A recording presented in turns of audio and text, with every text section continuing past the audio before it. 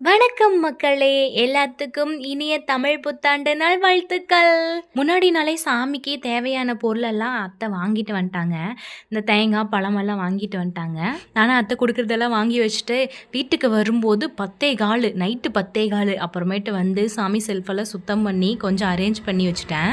அரிசி, பருப்பு, சர்க்கரை, உப்பு, மிளகா இதெல்லாம் வச்சு சாமி கும்பிடணும் அப்படின்னாங்களா, எனக்கு தெரிஞ்ச மாதிரி வச்சுட்டேன். இந்த குட்டி சாமி செல்ஃபில் எப்படி எல்லா பொருளும் வைக்க முடியும் அப்படின்ட்டு நம்மளுக்கு தெரிஞ்ச மாதிரி வச்சிடலாம் அப்படின்ட்டு வச்சாச்சு. நியூ இயர்லயும் ஒரு குட்டி கோலத்தை போட்டுடலாம் அப்படின்னு கோலம் போட்டேன்.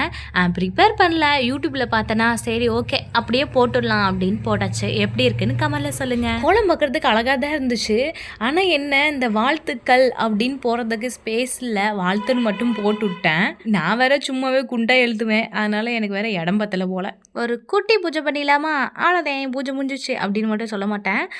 அந்த பலாப்பழத்தை எடுத்து வைக்கும் போதே வாயால் அப்படியே எச்சூரிச்சு, அதை பார்த்தோன்னே டெம்ட் ஆயிடுச்சு, சாப்பிடணும் போல ஆயிடுச்சு பலாப்பழத்தை. எனக்கு தெரிஞ்ச மாதிரி ஒரு குட்டி பூஜை பண்ணியாச்சு. இருந்தாலும் இன்னொரு தடவை சொல்லிக்கிறேன், இனிய தமிழ் புத்தாண்டு நல்வாழ்த்துக்கள் எல்லாத்துக்கும். காலையில் எழுந்தோடனே இந்த கண்ணாடி தான் பார்க்கணும் அப்படின்னாங்க. ஆனால் நான் பார்த்தது என்னமோ மங்கியை தான். ஏன்னா எங்கள் வீட்டு ஜன்னல்ல உட்காந்துட்டு இருந்துச்சு. அப்புறம் ஈவினிங்கில் சேலமில் இருக்கிற ஐயப்பன் சாமி கோயிலுக்கு தான் போனோம். அங்கே போய் பார்த்தா பழமெல்லாம் அழகாக அலங்காரம் பண்ணி வச்சுருந்தாங்க. இந்த கோயிலில் வருட பிறப்புக்கு வருஷம் வருஷம் எல்லாத்துக்கும் ₹1 தருவாங்க. இதோடு நான் 2வது டைம் வாங்கியிருக்கேன். ஓகே மக்களே, நம்ம அடுத்த வீடியோவில் பார்க்கலாம். அதுக்கு முன்னாடி உங்களுக்கு இந்த வீடியோ பிடிச்சிச்சுன்னா லைக் அண்ட் சப்ஸ்கிரைப் பண்ணிவிடுங்க. மறக்காமல் பெல் ஐக்கனை கிளிக் பண்ணிவிடுங்க.